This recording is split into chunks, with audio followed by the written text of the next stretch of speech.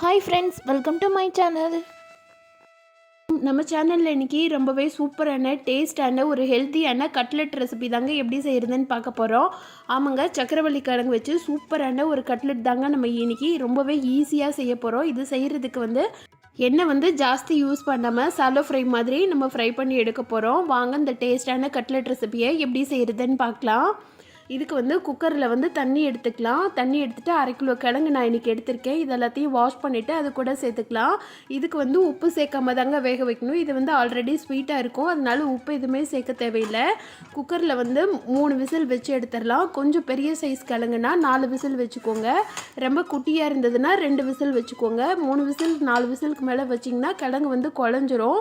பாருங்கள், இப்போ நான் 3 விசில் தான் வச்சேன். நல்லா ஈஸியாக வெந்திருக்கு பாருங்கள். இந்த மாதிரி சைஸ் கிழங்குனா 3 விசில் மட்டுமே வச்சு எடுங்க, கரெக்டாக இருக்கும்.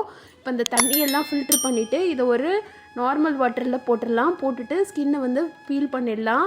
இது கிழங்கு வெந்துருச்சுனாலே ஸ்கின் நல்லா பீல் ஆஃப் ஆயிருங்க. இதை வேக வைக்கிறதுக்கு முன்னாடி ஸ்கின்னை உரிச்சிட்டு போடக்கூடாது. தோலை உரிக்காமல் போட்டு வேக வச்சுட்டு அதுக்கப்புறமா நீங்கள் தோலை உரிச்சிடுங்க. அப்போ தான் நல்லாயிருக்கும். இதோட டேஸ்ட்டும் மாறாமல் இருக்கும். இப்போ இது எல்லாத்தையும் வேக வச்ச கிழங்கு எல்லாத்தையும் ஒரு பவுலில் மாற்றிட்டு இந்த மாதிரி நல்லா மசிச்சுக்கலாம். கட்டி இல்லாமல் மசிச்சுக்கோங்க. ஒரு கரண்டி இருந்ததுன்னா அதை வச்சு லைட்டாக அழுத்திங்கனாலே நல்லா ஈஸியாக மசிஞ்சு வந்துடும். கிழங்கு சூடாக இருக்கும் போதே மசிச்சிங்கன்னா ரொம்பவே ஈஸியாக இருக்கும். மசிச்சதுக்கப்புறமா கிழங்கு கெட்டி இல்லாமல் இருக்கிறதுக்காக இந்த மாதிரி ஒரு ஃபில்ட்ரு இருந்ததுன்னா இதை வச்சு நல்லா அழுத்தம் கொடுத்திங்கன்னா கிழங்கு நல்லா பூவாக உதிரியாக வருங்க. இது கட்லெட் ரொம்பவே சாஃப்டாக இருக்கிறதுக்கு கொஞ்சம் ஹெல்ப் பண்ணும். அதனால் இந்த மெத்தடை நான் ஃபாலோ பண்ணியிருக்கேன். இது ஆப்ஷனல் தான். நீங்கள் நல்லாவே கையிலேயே நல்லா மசிச்சிட்டிங்கன்னா அதுவுமே நல்லதாக வரும். இந்த மாதிரி உதிரியாக வந்ததுன்னா கட்லெட் ரொம்பவே சாஃப்டாக வருங்க. பாருங்கள், இந்த மாதிரி பூவாக கொட்டுதில்லை. இந்த மாதிரி எல்லாத்தையும் பண்ணி வச்சுட்டேன் நான். இது உங்களுக்கு முடிஞ்சால் பண்ணுங்கள், இல்லைன்னா நீங்கள் நார்மலாக கிழங்கு கையில் மசிச்சுட்டு அதுக்கப்புறமா இது கூட மித்த இன்க்ரீடியன்ட்ஸ் எல்லாமே சேர்த்துடலாம் வாங்க. இப்போ இது கூட 2 பெரிய சைஸ் வெங்காயம் எடுத்திருக்கேன். ஒரு கைப்பிடி அளவு கருவேப்பிலையை குட்டி குட்டியாக நறுக்கி வச்சுருக்கேன். ஒரு கைப்பிடி அளவு கொத்தமல்லி, காரத்துக்கு ஒரே ஒரு பச்சை மிளகாய். இது கூட 3 ஸ்பூன் இல்லை 2 ஸ்பூன் அளவு அரிசி மாவு சேர்த்துக்கோங்க. அரிசி மாவு தான் கிழங்கு நல்லா திக்காக கொடுக்கறதுக்காக அரிசி மாவு சேர்த்துருக்கோம். இதுக்கு பதில் நீங்கள் கோதுமை மாவு இல்லை மைதா மாவு கூட சேர்த்துக்கலாம். இப்போ இதில் 1/2 ஸ்பூன் அளவு சாட் மசாலா ஆட் பண்ணிடுறேன். 1/2 ஸ்பூன் அளவு சில்லி பவுடர், கொஞ்சம் கரம் மசாலா, 1 ஸ்பூன் அளவு மஞ்சத்தூள், இது எல்லாத்துக்கும் தேவையான அளவு உப்பு, இதெல்லாத்தையும் சேர்த்து நல்லா மிக்ஸ் பண்ணிடலாம். உங்களுக்கு சாட் மசாலா இல்லை அப்படின்ற பதத்தில் அதுக்கு பதில் நீங்கள் 2 ஸ்பூன் அளவு எலுமிச்சம்பழம் சேர்த்துக்கலாம். எலுமிச்சம்பழம் ஜூஸ் இருக்குல்ல, அதை சேர்த்துக்கலாம். இதுவுமே ஆப்ஷனல் தான். இது சேர்த்துக்கிட்டிங்கன்னா டேஸ்ட்டு கொஞ்சம் இன்க்ரீஸ் பண்ணி கொடுக்கும். அதுக்காக தான் இதை சேர்த்துருக்கோம். இப்போ இது எல்லாத்தையும் முதல்ல கரண்டி வச்சு நல்லா கலரிடலாம். கலரிட்டு அதுக்கப்புறமா கை வச்சு நல்லா அழுத்தம் கொடுத்து பசைங்க. அப்போ தான் எல்லாமே ஒன்றோட ஒன்று நல்லா மிக்ஸ் ஆகி வரும். நல்லா மைதா மாவு பசைவோல்ல அந்த மாதிரி நல்லா பசைஞ்சு எடுத்துக்கோங்க. நம்ம சப்பாத்திக்கெலாம் பசைஞ்சு பரட்டி வைப்போம்ல அந்த மாதிரி நல்லா டைட்டாக பசைஞ்சு வச்சுக்கோங்க. இதில் பாருங்கள், நம்ம ஃபஸ்ட்டில் இருந்து கடைசி வரைக்குமே தண்ணி எதுவுமே சேர்க்கலைங்க. தண்ணி எதுவுமே சேர்க்காம தான் நம்ம பசைஞ்சிருக்கோம். கிழங்குல இருக்கிற ஈரப்பதமும் வெங்காயத்தில் இருக்கிற ஈரப்பதமும் சேர்த்து தாங்க இதை நல்லா பசைகிறதுக்கு கொஞ்சம் ஹெல்ப்பாக இருக்கும். இது எல்லாத்தையுமே சேர்த்து கை வச்சு அழுத்தம் கொடுத்து பசைஞ்சிட்டு இந்த மாதிரி ஒரு உருண்டை மாதிரி உருட்டிட்டு இந்த மாதிரி தட்டி எடுத்துக்கலாம். இது ரொம்ப தின்னாக தட்டக்கூடாதுங்க. நம்ம மெதுவடைக்கெலாம் தட்டுவோம்ல, அதை விட கொஞ்சம் திக்கான சைஸாக தட்டிட்டு ஓரத்தில் எல்லாமே நல்லா திக்காக இருக்கிற மாதிரி பார்த்துக்கோங்க. ஓரத்தில் தின்னாக இருக்கக்கூடாது.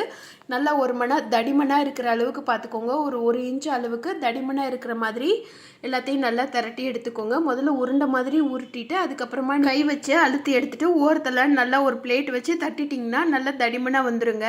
இப்போ அதெல்லாத்தையும் ஃபஸ்ட்டு ரெடி பண்ணி வச்சுக்கலாம். இப்போ நம்ம இன்றைக்கி சாலோ ஃப்ரை தான் பண்ண போகிறோம். எண்ணெய் நிறைய சேர்க்கக்கூடாதுங்க. அதனால் தோசைக்கல்லோ இல்லை நான்ஸ்டிக்கோ எது வேணாலும் நல்லா சூடு பண்ணிக்கோங்க. சூடு பண்ணிவிட்டு அதில் 1 ஸ்பூன் அளவு எண்ணெய் நல்லா நிறைய போட்டு நல்லா ஸ்ப்ரெட் பண்ணி விட்டுறலாம்.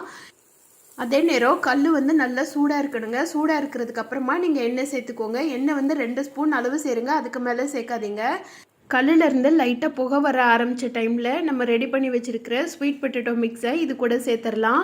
கல்லில் சேர்த்துட்டு ஒரு சைடு நல்லா கோல்டன் ப்ரௌன் ஆனோடனே அடுத்த சைடு திருப்பி போட்டுடலாம். இது செய்யும்போது நீங்கள் லோ ஃப்ளேமில் வச்சு செஞ்சாதாங்க எல்லா பக்கமும் நல்லா கிறிஸ்பியாக வரும். ரொம்ப ஹை ஃப்ளேமில் வச்சிட்டிங்கன்னா கருக ஆரம்பிச்சிடும் ஒரு மாதிரி. இந்த மாதிரி லைட்டாக கோல்டன் ப்ரௌன் வந்தோடனே நீங்கள் இன்னொரு பக்கமும் எண்ணெய் தடவிட்டு திருப்பி போட்டுடுங்க. இது சுற்றிலும் திரும்பவும் எண்ணெய் ஊற்றிக்கலாம். தோசைக்கல்லில் ஓரத்துலலாம் எண்ணெய் இருந்ததுன்னா லைட்டாக கைப்பிடியை வச்சு பரட்டி பரட்டி விட்டிங்கன்னா எண்ணெய் வந்து எல்லா பக்கமும் நல்லா ஸ்ப்ரெட் ஆகி வரும். அந்த கிழங்குல படுற மாதிரி நீங்கள் லைட்டாக பரட்டி பரட்டி விடுங்க, சூப்பராக வந்திருக்குங்க. இது மாதிரி 2 சைடும் ஒரு 2 நிமிஷத்துக்கு ஒருக்கா 2 சைடும் பரட்டி பரட்டி போட்டு ஒரு 2லேருந்து 3 தடவை நல்லா பரட்டி பரட்டி போட்டிங்கன்னா சூப்பரான கட்லெட், ரொம்ப டேஸ்டான கட்லெட், ஈஸியாக வீட்லேயே எண்ணெய் ஜாஸ்தி சேர்க்காம ரொம்ப டேஸ்ட்டாக ரெடி பண்ணிட்டோம் பாருங்கள்.